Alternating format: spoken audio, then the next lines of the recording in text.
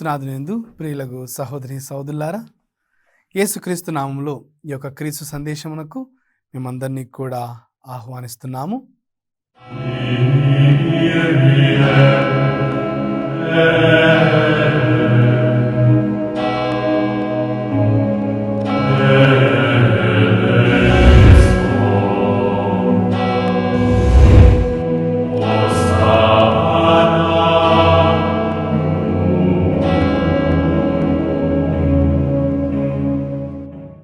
మరి ఆరంభించుకునే ముందు చిన్న ప్రార్థన చేసుకుందాం. ఓ ప్రభువా, ఈరోజు వాక్యం వింటూ ఉండగా మీరు ఇచ్చినటువంటి అవకాశాన్ని బట్టి మీకు వందనాలు. మరి వాక్యం ఆలకిస్తున్న ప్రతి ఒక్కరిని కూడా మీ యొక్క వాక్కు వారి యొక్క జీవితాలకు దీపం వలె నడిపించమని, ఆ యొక్క వాక్కును వాళ్ళు జీర్ణించుకొని వాళ్ళ యొక్క జీవితంలో ముందుకు విశ్వాసంలో ఎదగడానికి ఒక గొప్ప వరముగా తయారు చేయమని ఈ మనవలంటి మా నాథుడైన యేసుక్రీస్తు నామమున అడిగి వేడుకొంచున్నాం తండ్రి, amen. Praise the Lord. Hallelujah, hallelujah. క్రీస్తునందు ప్రియ సహోదరి సహోదరులారా, ఈ వారం క్రీస్తు సందేశంలో మనం ధ్యానించుకునేటువంటి అంశం దేవుని యొక్క ఎన్నిక. నీకు నాకు తెలుసు, దేవుడు మనందరినీ కూడా ఒక ఉద్దేశం కోసం, లేకపోతే ఒక మంచి పని కోసం ఎన్నుకుంటాడని నీవు నేను వాక్యంలో చదువుకొని ఉన్నాం. మరి దేవుడు నిన్ను నన్ను ఎన్నుకున్నాడు అనే విషయం మనకి ఏ విధంగా తెలుసు అనేది చాలా సందర్భాల్లో సందేహంగా ఉంటుంది. పేతురును ఎన్నుకున్నాడు, సౌలును పౌలుగా మార్చి ఎన్నుకున్నాడు, దావీదు రాజును ఎన్నుకున్నాడు, వీళ్ళందరినీ ఎన్నుకున్నాడు అనే విషయం మనకు తెలుసు. కానీ మన యొక్క జీవితంలో మనల్ని దేవుడు ఎన్నుకున్నాడా లేదా, లేకపోతే దేవుని యొక్క పిలుపుని మనం పొందుకున్నామా లేదా అనేది కొన్ని సందర్భాల్లో సందేహంగా ఉండిపోతుంది. ఎందుకంటే మనం వ్యక్తిగతంగా దేవుని వాక్యాన్ని విని, దేవుని స్వరాన్ని విని పిలువబడలేదు. కానీ దేవుడు నిన్ను నన్ను ఎన్నుకున్నాడు అని ఎప్పుడు తెలుస్తుందంటే, దేవుడు మన ద్వారా ఎన్నో మంచి పనులు చేయిస్తూ ఉంటాడండి. నీకు తెలియకుండానే మంచి పనులు చేయిస్తుంటాడు. చాలాసార్లు మనకు తెలియదు మనం ఏ విధంగా చేస్తూ ఉంటామో వాక్యం తెలియజేస్తుంది. ఒకసారి వాక్యం చదువుకుందాం. హెబ్రీయులకు రాసిన లేఖ 13వ అధ్యాయము 2వ వచనం మనం గమనిస్తే, పరాయి వారికి ఆతిథ్య మొసగుటలో అశ్రద్ధ చేయకుడు, దాని వలన కొందరు తమకు తెలియకయే దేవదూతలకు ఆతిథ్యం ఇచ్చిరి. బాగా గమనించాలండి. ఈ యొక్క వాక్యాన్ని మనం గమనిస్తే, మనము ఎంతోమందికి సహాయం చేస్తున్నప్పుడు ఎన్నో సందర్భాల్లో మనకు తెలియకుండానే దేవదూతలకు సహాయం చేశామంట. అనగా దేవదూతలు మన మధ్య మానవ రూపంలో తిరుగుతున్నారు. మనం గుర్తించకపోవచ్చు. మనం ఎంతోమందికి సహాయం చేస్తున్నప్పుడు వాళ్ళలో ఎంతోమంది దేవదూతలు ఉంటున్నారు. దీన్ని బట్టి మనకు ఏమర్థమవుతుందంటే, మనము దేవుడు మనల్ని ఎన్నుకొని ఉండగా మనకు తెలియకుండానే మనము ఎన్నో మంచి పనులు చేస్తూ ఉన్నాం. దేవుడు మనల్ని ఒక మంచి పని కోసం వాడుకుంటున్నాడు. ఆ యొక్క ప్రభు మనల్ని వాడుకోవడం ద్వారా ఇతరులని మనము దేవుని చెంతకు తీసుకొని వెళ్తూ ఉన్నాం. ప్రియ సహోదరి సహోదరులారా, అందుకని పునీత పౌలు గారు రోమీయులకు రాసిన లేఖ 8వ అధ్యాయము 28వ వచనాన్ని మనం ఒకసారి చదువుకుంటే, దేవుణ్ణి ప్రేమించు వారికి, అనగా ఆయన ఉద్దేశానుసారం పిలువబడిన వారికి అన్నీ మంచికే సమకూరినట్లు దేవుడు చేయనని మనకు తెలియను. 29వ వచనం చదువుకున్నట్లయితే, తాను ఎన్నుకొనిన వారు తన కుమారుని స్వరూపమును కలిగి ఉండినట్లు దేవుడు ఏర్పరచెను. అప్పుడు అనేక మంది దేవుని కుమారులలో ఆ కుమారుడు జ్యేష్ఠుడగును. ఈ యొక్క వాక్యాన్ని మనం గమనిస్తే, దేవుడు మనం ఎన్నుకున్నాడని మనకు ఏ విధంగా తెలుస్తుందంటే, దేవుడు మనల్ని మన యొక్క పనుల ద్వారా, మన యొక్క క్రియల ద్వారా ఎంతో మందిని మనకు తెలియకుండానే మనం దేవుని చెంతకు తీసుకుని వెళ్తున్నాం. ఇతరులకు ఆదర్శంగా మనకు తెలియకుండానే మనం నడుస్తూ ఉన్నాం. తప్పులు చేస్తూ ఉండవచ్చు, పాపాలు చేస్తూ ఉండవచ్చు. కానీ ప్రభు పాపాత్ములైనటువంటి వ్యక్తులను ఎన్నుకొని ఎంతో మందికి దేవుడు దగ్గర అవుతాడు. ఉదాహరణకు మనం తీసుకుంటే శిష్యులు ఎవరు కూడా డిగ్రీలు ఉన్నటువంటి వారు కాదు. ప్రత్యేకమైనటువంటి స్కిల్స్, నైపుణ్యత ఉన్నటువంటి వాళ్ళైతే కాదు, సాధారణమైనటువంటి వ్యక్తులు. కానీ అలాంటి సాధారణమైనటువంటి వ్యక్తుల ద్వారా అసాధారణమైన పనులను చేయించాడు. పేతురు గారు ఒక్క ప్రసంగంతో 3000 మంది బప్తిసం తీసుకున్నట్టు, ఏ విధంగా కుంటి వారికి నడిచేటువంటి శక్తినిచ్చినట్టు, మరి శిష్యులందరూ కూడా ఎన్నో అద్భుతములు చేసినట్టు, ప్రియ సోదరి సోదరులారా, అసాధారణమైన వ్యక్తులు ఏ విధంగా, సాధారణమైనటువంటి ఒక వ్యక్తి ఏ విధంగా అసాధారణమైనటువంటి పనులు చేయగలుగుతున్నాడంటే అది కేవలం దేవుని యొక్క ఎన్నికతోనే సాధ్యమవుతుంది. అందుకనే దేవుణ్ణి తాను ఎన్నుకున్న వారు తన స్వరూపమును కలిగి ఉన్నట్లు ఆయన ఏర్పాటు చేస్తూ ఉన్నాడు. అనగా దేవుడు మనం ఎన్నుకున్నప్పుడు దేవుడిచ్చే ఆహ్వానం ఏమిటంటే మనము క్రీస్తును పోలి జీవించాలి, లేదా క్రీస్తులాగా జీవించగలగాలి. మరి మీరు నన్ను ప్రశ్నించవచ్చు, ఎందుకు ఫాదర్ గారండి, మనం మానవులం కదా, పాపాత్ములం, ఏ విధంగా క్రీస్తులాగా జీవించగలుగుతాం? చనిపోయే వరకు కూడా పాపాత్ములుగానే ఉంటాం కదా, మరి అలాంటప్పుడు ఏ విధంగా క్రీస్తుని పోలి జీవించగలుగుతాం అనే ఆలోచన నీకు నాకు రావచ్చు. నీవు నేను గమనించాలి. పునీత పౌలు గారు చెప్తున్నట్టుగా నా యొక్క బలహీనతల యందే క్రీస్తు అనుగ్రహం పరిపూర్ణమవుతుంది. నా యొక్క బలహీనతల్లోనే నేను గర్విస్తున్నాను అని పౌలు గారు చెప్తున్నారు. దీన్ని బట్టి ఏమర్థమవుతుందంటే ప్రభు కావాల్సింది మన బలహీనతలు కాదు, మన బలహీనతలను కూడా దేవుడు బలముగా మార్చగలుగుతాడు. మన యొక్క బలహీనతలను కూడా దేవుని యొక్క చిత్తాన్ని నెరవేర్చే విధంగా మనల్ని వాడుకుంటాడని నేను గుర్తుపెట్టుకోవాలి. కావున నీకు బలహీనత ఉన్నప్పుడు నేను దేవుడు ఎన్నుకున్నాడు, అవును, కానీ నేను వెంబడించలేను అనే ఆలోచన నీకు నాకు వచ్చినా సరే గుర్తుపెట్టుకోవాలి, దేవుడు ఎన్నుకున్నప్పుడు నీ యొక్క బలహీనతల్లో కూడా ఆ యొక్క బలహీనతల్ని దేవుడు బలముగా మార్చి నేను నడిపిస్తాడు. అందుకని ప్రియ సోదరి సోదరులారా, మనము దేవుని ఎన్నుకోలేదు, దేవుడే మన స్వయంగా ఎన్నుకున్నాడు. యోహాను సువార్త 15వ అధ్యాయము 16వ వచనాన్ని మనం చదువుకుంటే ఎంత ప్రభు స్పష్టంగా తెలియజేస్తున్నాడంటే, మీరు నన్ను ఎన్నుకొనలేదు, కానీ నేను మిమ్ము ఎన్నుకున్నాను. మీరు నా పేరిట తండ్రిని ఏమి అడిగినను ఆయన దానిని మీకు ప్రసాదించుటకు, మీరు వెళ్ళి ఫలించుటకు, మీ ఫలము నిలిచి ఉండుటకు మిమ్ము నియమించి తిని. అంటే ప్రియ సోదరి సోదరులు, దీన్ని బట్టి ఏమర్థమవుతుందంటే దేవుడు మనల్ని ఎన్నుకున్నాడంటే మనల్ని తన యొక్క చిత్తాన్ని నెరవేర్చడానికి నియమించాడు. ఒక తల్లిగా, ఒక తండ్రిగా, ఒక కుమారుడుగా, ఒక కుమార్తెగా దేవుడు మనందరికీ కూడా ఎన్నుకున్నాడండి. ఎన్నుకోవడం మాత్రమే కాదు, నేను నియమిస్తున్నాడు. దేనికోసం? దేవుని యొక్క చిత్తం ఈ లోకాన్ని నెరవేరబడాలంటే నిన్ను నన్ను దేవుడు తన యొక్క పనిముట్టుగా ఈ లోకంలో వాడుకుంటున్నాడు. నేను వాక్యం చెప్పే ఒక వ్యక్తిగా ఉండొచ్చు, మరి ఇతరులు దేవుని కోసం సంగీతం వాయించే వ్యక్తులుగా ఉండవచ్చు, మరి కొంతమంది దేవుని కోసం షూటింగ్ చేసే వ్యక్తులుగా ఉండవచ్చు. ఆ విధంగా చూసుకుంటే దేవుడు ప్రతి ఒక్కరిని కూడా తన పనిని చేయించుకుంటున్నాడు. తన పని సఫలీకృతం అవ్వడానికి, పరిపూర్ణం అవ్వడానికి దేవుడు వాడుకుంటాడు. అందుకనే ఆ యొక్క వాక్యంలో మనం చాలా జాగ్రత్తగా గమనిస్తే, మీరు వెళ్ళి ఫలించుటకు, మీ ఫలము నిలిచి ఉండుటకు మిమ్ము నియమించి తన ప్రభు స్వయంగా తెలియజేస్తున్నాడు. కావున ప్రియ సోదరి సోదరులారా, ఇక్కడ దేవుని ఎన్నుక అంటే నేను గుర్తుపెట్టుకోవాలి, ఇది నా ఎన్నిక కాదు.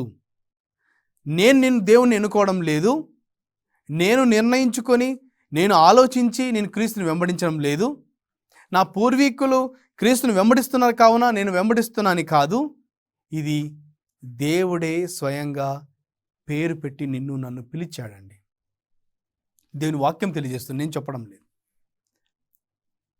ఇర్మియా గ్రంథము 1వ అధ్యాయము 5వ వచనాన్ని మనం చదువుకుంటే, నిన్ను మాతృగర్భమున రూపొందింపక మునిపే నేను నిన్ను ఎన్నుకొంటిని, నీవు పుట్టక మునిపే నిన్ను అభిషేకించి తిని, నిన్ను జాతులకు ప్రవక్తగా నియమించి తిని.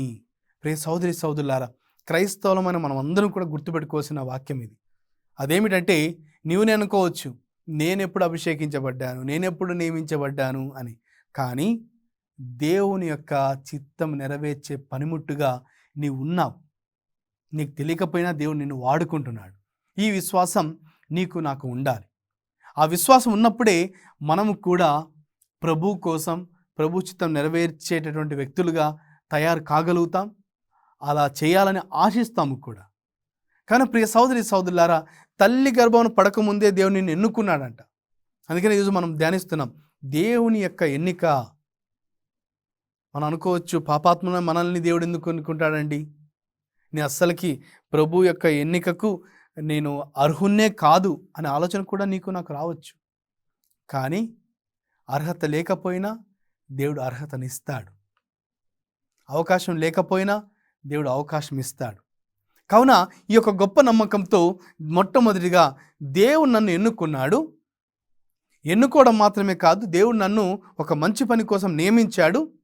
అంటే దేవుని చిత్తాన్ని నెరవేర్చేటువంటి వ్యక్తిగా నన్ను నియమించాడు. మరి నేను దేవుని చిత్తాన్ని నెరవేర్చే వ్యక్తిగా ఉంటున్నానా? లేకపోతే నా సొంత ఆలోచనలు, నా పేరు ప్రఖ్యాతలు, నా డబ్బు సంపాదన, నా యొక్క అహంకారం, నాది అనే యొక్క భ్రమలోనే మనం ఉంటూ ఉన్నామా? అలా ఉన్నామంటే ప్రియ సహోదరి సహోదరులారా, నువ్వు దేవుని చిత్తాన్ని నెరవేర్చడం లేదు, నీ చిత్తాన్ని అనగా నీ యొక్క ప్రణాళికను నెరవేర్చుకుంటున్నావు. నీ యొక్క ఆశలు నువ్వు నెరవేర్చుకుంటున్నావు. దానితో దేవుని సేవ చేసినట్టు కాదు.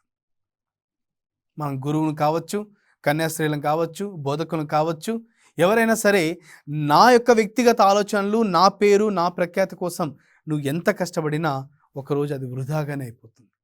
అదే దేవుని యొక్క చిత్తం కోసం నువ్వు చిన్న పని చేసినా, నువ్వు గొప్ప గొప్ప ప్రసంగాలు చెప్పకపోవచ్చు, గొప్ప గొప్ప సేవా కార్యక్రమాలు చేయకపోవచ్చు, నువ్వు చేసిన ప్రతి చిన్న పనిని కూడా దేవుడు 1000 రెట్లు దీవిస్తాడు. కావున నేను దేవుని చేత ఎన్నుకొనబడ్డాను. కావున నేను దేవుని పని చేస్తున్నానా, నా వ్యక్తిగతమైనటువంటి ఆలోచనతోనే నేను నా జీవితాన్ని ముగిస్తున్నానా? ఒకసారి మనం ధ్యానించుకోవాలి.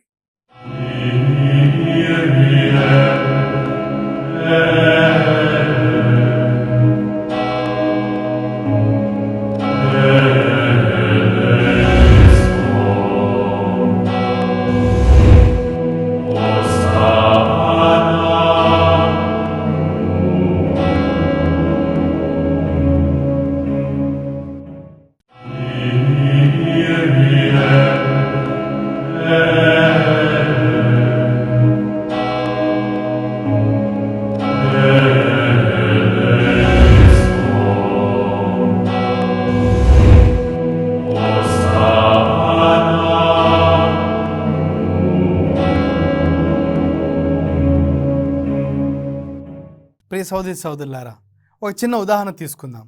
ఏ విధంగా అర్హత లేకపోయినా దేవుడు పిలుపుని ఇచ్చి నిన్ను ఎన్నుకొని తన యొక్క పనిని చేయించుకుంటాడో ఒకసారి మనకు బెస్ట్ ఒక మంచి ఉదాహరణ ఏదంటే సమరయ స్త్రీ.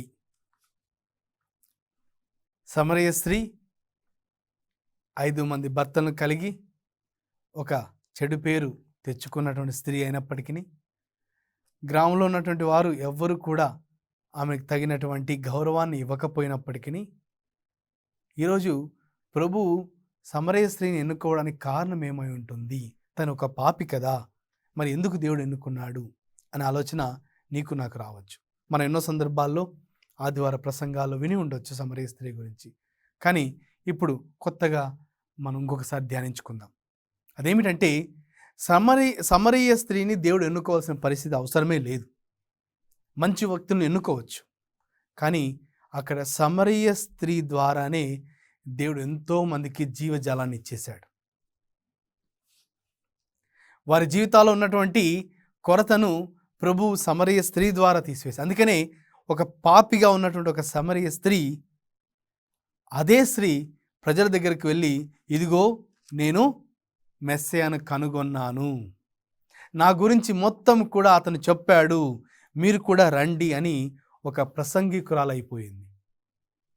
తన యొక్క జీవితం ద్వారా ఇతరులకు ఆదర్శంగా లేకపోయినా తన మాట ద్వారా దేవుని చెంతకు ఎంతోమంది తీసుకుని రాగలిగింది. ఎవరు? ఒక పాపి. అందుకని ప్రియ సహోదరి సహోదరు చాలామంది అంటుంటారు, ఫాదర్ గారు అండి, నేను ఇంత చెడు జీవితం జీవించా, ఇంకా దేవుడు నన్ను రక్షించాడు, నన్ను దేవుడు క్షమించాడు, నేను చర్చికి రాను, నాకు పోవాలని లేదు అని ఎంతోమంది అంటూ ఉంటారు. గుర్తుపెట్టుకోవాలండి, నువ్వు ఎలాంటి వ్యక్తివైనా నీ జీవితం ఎంత ఘోరమైన జీవితం అయినా ప్రభు చెంతకు వచ్చినప్పుడు అది పరిశుద్ధంగా అవ్వబడుతుంది.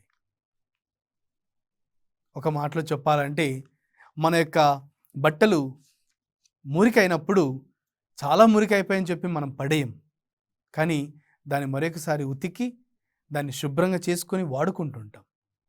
మరి దేవుని చెంత ఉన్నటువంటి మనము, దేవుని చేత పిలుపును పొందుకున్న మనం ఏ విధంగా దుర్గంధంలోనికి వెళ్ళినా, ఏ విధంగా పాప మార్గంలోనికి వెళ్ళినా ప్రభు నిన్ను పదే పదే శుభ్రపరిచి వాడుకుంటాడు. కావున ఈ యొక్క విశ్వాసం ఉండాలి. నేను ఇంతవరకు నా గతం ఎంతో బ్యాడ్గా ఉంది, చెడు జీవితం జీవించాను, కానీ పర్వాలేదు, ప్రభు చెంతకు వెళ్తే నా జీవితం శుద్ధీకరించబడుతుంది, నూతనంగా తయారవుతుంది. ఇలాంటి నమ్మకం, విశ్వాసం ఉండాలి. అందుకనే దేవుని ఎన్నుకంటే నేను ఎన్నుకోవడం లేదు, దేవుడు ఎన్నుకున్నాడు. దేవుడు ఎన్నుకున్నాడంటే దేవుడు ప్రతిసారి కూడా నన్ను శుభ్రపరుస్తున్నాడు. ఎందుకు? తన పనిని చేయించుకుంటున్నాడు మన ద్వారా. ప్రభు చేయలేక కాదు.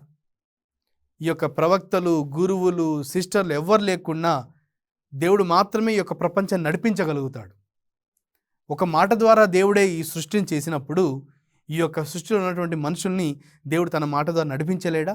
నడిపించగలుగుతాడు. కానీ దేవుడు కొంతమందిని ఎన్నుకుంటున్నాడు, అభిషేకిస్తున్నాడు. ఆ యొక్క పిలుపుకు తగ్గట్టుగా గురువులుగా మనం జీవిస్తున్నామా? లేకపోతే ఆ పిలుపుకు తగ్గట్టుగా క్రైస్తవులుగా మనం జీవిస్తున్నామా? ప్రియ సహోదరి సహోదరులారా, ఇది చాలా గుర్తుపెట్టుకోవాలి. మనం మర్చిపోతూ ఉంటాం, ఎన్నో సందర్భాల్లో మర్చిపోతూ ఉంటాం. దేవుడు నన్ను ఎన్నుకోవడం ఏంది, దేవునితో నాకేం పని, నా పని నేను చేసుకుంటా అనే అహంకారాలతో కూడా ఎంతోమంది ఈ రోజుల్లో జీవిస్తున్నారు. అది గురువులు కావచ్చు, కన్యాస్త్రీలు కావచ్చు, క్రైస్తవులు కావచ్చు. కావున దేవుడు ఎన్నుకున్నాడంటే ఆ పిలుపుకు అనుగుణంగా నేను జీవించాలని గుర్తు చేసుకోవాలి. నేను ప్రతి ఒక్కరిని కూడా గుర్తు చేసుకోవాలి. ఎప్పుడైతే దాన్ని మనం గుర్తు చేసుకుంటామో, మననం చేసుకుంటామో, అప్పుడే మనం సక్రమైన పనిని చేస్తాం. ప్రతి సోదరి సోదరులారా, మీరు ఆఫీస్కి వెళ్ళినట్లయితే ఆఫీస్లో ఎవరికి తగిన పని వారికి ఉంటుందండి. ఆ పనికి తగ్గట్టుగానే మనం నడుచుకోవాలి. ఆ సెక్యూరిటీ గార్డ్ చేయాల్సిన పని అతను సెక్యూరిటీ గార్డ్ గానే చేయాలి. మేనేజర్ చేయాల్సిన పని మేనేజర్ చేయాలి. ఆఫీస్లో ఉన్న కొలీగ్స్ చేయాల్సిన పని కొలీగ్సే చేయాలి. నేను వాళ్ళ పని చేస్తా, నేను వీళ్ళ పని చేస్తా అంటే కుదరదు. మరి దేవుడు నన్ను ఎన్నుకొని ఉండగా గురువులుగా నువ్వు నీ బాధను గుర్తు చేసుకోవాలి. సిస్టర్స్గా నీవు నీ బాధను గుర్తు చేసుకోవాలి. క్రైస్తవులుగా నీవు నీ బాధను గుర్తు చేసుకోవాలి. తల్లిదండ్రులుగా నీ పిల్లల్ని పెంచడంలో నీ బాధను గుర్తు చేసుకోవాలి. పిల్లలుగా నీ తల్లిదండ్రులు చూసుకోవడంలో నీ బాధను గుర్తు చేసుకోవాలి. అప్పుడే దేవుని యొక్క పిలుపుకు అనుగుణంగా నేను జీవిస్తున్నానని మనం చెప్పుకొనగలుగుతాం. లేకపోతే మనం చెప్పలేం. అందుకని ఈరోజు సమరయ స్త్రీ ఉదాహరణ ద్వారా మనం తీసుకుంటే ఆ యొక్క ప్రభు, మీరు వినే ఉంటారండి ఇది, ఆ యొక్క ప్రభు సమరయ స్త్రీ తాగడానికి నీరు అడుగుతున్నారు. ఆమె అంటుంది, నేను ఏ విధంగా ఇవ్వగలను నీకు? కానీ ప్రభు అంటున్నాడు, ఇదిగో నేను జీవజలం ఇచ్చేటువంటి వ్యక్తిని, ఇది నువ్వు గుర్తిస్తే నువ్వు తప్పక నాకు ఇస్తావు, ఎందుకంటే నా దగ్గర జీవజలం ఉంది, చివరికి నన్నే జీవజలం ఇవ్వమని అడుగుతావని ప్రభు చెప్తున్నప్పుడు సమరయ స్త్రీకి ఏమీ అర్థం కాలేదు, అయోమయంలో ఉంది. నేను పాపిని, నాతో ఎవరు మాట్లాడరు. మధ్యాహ్న సమయంలో ఆమె వచ్చింది, కానీ ప్రభు ఆమె కోసమే అక్కడికి వచ్చాడని మన వాక్యంలో వింటూ ఉన్నాం. అనగా ఆమెను ఎన్నుకోవడం ద్వారా ఒక పాపి కూడా ఈ విధంగా దేవుని మార్గం నడుస్తుందా అనే దానికి గొప్ప ఉదాహరణ ఇదే. అదేమిటంటే, ఈ స్త్రీ ఎప్పుడైతే మెస్సయాను కనుగొనుందో, ఎప్పుడైతే క్రీస్తు ఒక మెస్సయా అని ఆమె గుర్తుపట్టిందో, అప్పుడు ఆమె యేసుక్రీస్తు దగ్గరికి ఎంతోమందిని తీసుకుని వస్తుంది. యోహాను సువార్త 4వ అధ్యాయము 25వ వచనం మనం చదువుకుంటే, అప్పుడు ఆమె, క్రీస్తు అనబడు మెస్సయా రానున్నాడని నేను ఎరుగుదును, ఆయన వచ్చినప్పుడు మాకు అన్ని విషయములు తెలియజేయును అని పలికెను. అప్పుడు ప్రభు అంటున్నాడు, నీతో మాట్లాడుచున్న నేనే ఆయనను అని యేసు చెప్పాను. ప్రియ సోదరి సోదరులారా, చూడండి, సంభాషణ నీటితో మొదలైంది, కానీ అక్కడి నుంచి ఆమె మెస్సయా వస్తాడని నేను విన్నాను, అతను మాకు అన్ని విషయాలు చెప్తాడు అని విన్నాము అని చెప్తూ ఉండగా ప్రభు అంటున్నాడు, నేనే ఆయనను. అనగా ఇక్కడ సమరీ స్త్రీ యేసు ప్రభును గుర్తించడం మనం గమనిస్తున్నాం. ఒక పాపి ఏ విధంగా దేవుని చేత ఎన్నుకొనబడిందో అదేవిధంగా దేవుని గుర్తించడము కూడా మనం వింటూ ఉన్నాం. మరి గుర్తించిన తర్వాతనే ప్రభు చెప్తున్నాడు, నేనే ఆయనను. ప్రియ సహోదరి సహోదరులారా, దేవుని చేత ఎన్నుకొనబడే మనము మొట్టమొదటిగా క్రీస్తును మనం గుర్తించాలి. మన జీవితంలో యేసు ప్రభువును మనం గుర్తించినప్పుడు దేవుడు ఇచ్చిన పిలుపును కూడా గుర్తిస్తాం. ఎప్పుడైతే యేసు ప్రభు ఇచ్చిన పిలుపును గుర్తిస్తామో అప్పుడే ఆ పిలుపుకు అనుగుణంగా జీవించడానికి మనం ప్రయత్నం చేస్తాం. క్రీస్తే లేకపోతే మనతో, మరి క్రీస్తు ఇచ్చిన పిలుపును మనం ఎట్లా గుర్తిస్తామండి? కావున ఈరోజు నేను గుర్తించాలి. ఆ యొక్క సమరయ స్త్రీని దేవుడు ఊరికే ఆమె యొక్క వ్యక్తిగత లేకపోతే ఆమె గత జీవితాలన్నీ కూడా చెప్పి ఆకర్షించడం లేదు. ప్రభు ఆమెను వాడుకుంటున్నాడు. ఎంతోమంది ఆ గ్రామస్తులందరినీ కూడా దేవుని చెంతకు తీసుకొని రావడానికి ఆమెనే ఒక పనిముట్టుగా వాడుకున్నాడు. ఏమి మాట్లాడే అర్హత కూడా లేనటువంటి ఒక స్త్రీని తన మాట ద్వారా గ్రామస్తులందరినీ కూడా దేవుడు ఆకర్షించుకుంటున్నాడు. బాగా గుర్తుపెట్టుకోవాలి. అనగా అసాధారణమైనటువంటి విషయాలు ప్రభు మన ద్వారా చేయిస్తాడు ఎప్పుడైతే మనలో ఆ విశ్వాసం బలంగా ఉంటుందో. ఎప్పుడైతే దేవుడు నన్ను ఎన్నుకున్నాడు లేదు అనేది మనం గుర్తించగలిగినప్పుడు మనలో కూడా దేవుడు ఎంతో పని చేస్తాడు. మనము ఎంతోమందిని పిలుచుకొని రాగలుగుతాం.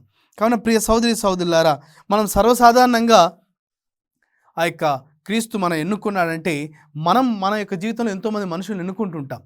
స్నేహితులుగా, ఇంకా లేకపోతే మంచి ఫ్రెండ్స్గా, కొలీగ్స్గా, మరి ఎంతోమంది చుట్టుపక్కల ఎంతోమంది ఇళ్ళలో ఎంతోమంది ఉంటే కొంతమంది మాత్రమే మనం వాళ్ళతో కలిసి ఉంటాం, మాట్లాడుతూ ఉంటాం.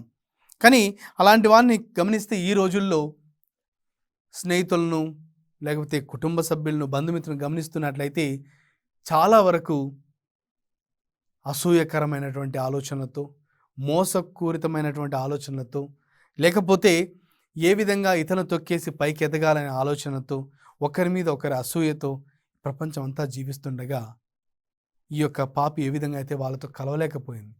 మనం కూడా ఈ రోజుల్లో ప్రజల్ని కలవాలంటే భయం, ఎవరితో మాట్లాడితే భయం, ఎవరిని నమ్మాలో తెలియదు, ఎవరిని నమ్మకూడదో తెలియదు. ఇలాంటి పరిస్థితుల్లో మనం ఉన్నప్పుడు కనీసం దేవుడు నన్ను ఎన్నుకొని ఉండగా మనల్ని ఎన్నుకున్న దేవుని మనం నమ్ముదామండి. దేవుడు మనం ఎన్నుకున్నాడు, దేవుడు మనం నడిపిస్తాడని విశ్వాసం నీకుంది.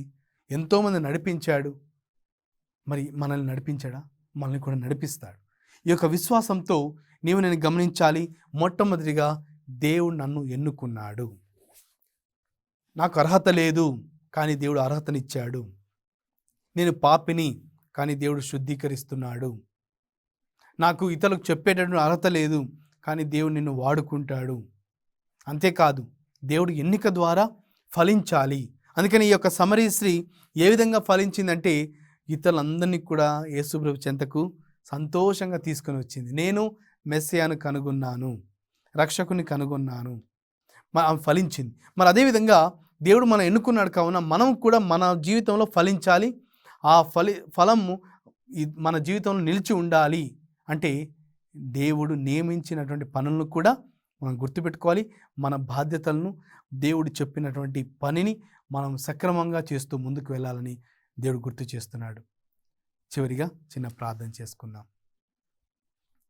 ఓ ప్రభువా, మీరు మమ్మల్ని ఎన్నుకున్నారని, మీ యొక్క ఎన్నిక ద్వారా మా యొక్క జీవితంలో ఎన్నో బాధ్యతలు మేము చేయవలసి ఉండగా మీ యొక్క శక్తిని, బలమును మాకు దయచేయండి. మా జీవితంలో మేము చేయవలసిన బాధ్యతను మాకు గుర్తు చేయండి. మీ మీద పరిపూర్ణమైన విశ్వాసంతో ముందుకు వెళ్ళాలని దీవించండి. ఈరోజు వాక్యం విన్నటువంటి వారందరినీ, వారి కుటుంబాలను మీరు పవిత్రమైనటువంటి పిలుపుతో వారిని ఆశీర్వదించి వారిని దీవించమని ఈ యొక్క మనల్ని మా నాథుడైన యేసుక్రీస్తు నామమున అడిగి వేడుకొంచున్నాం తండ్రి, ఆమెన్.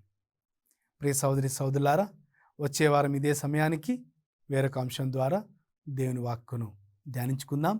దేవుడు మిమ్మల్ని అందరినీ కూడా దీవించును గాక. May God bless all of you.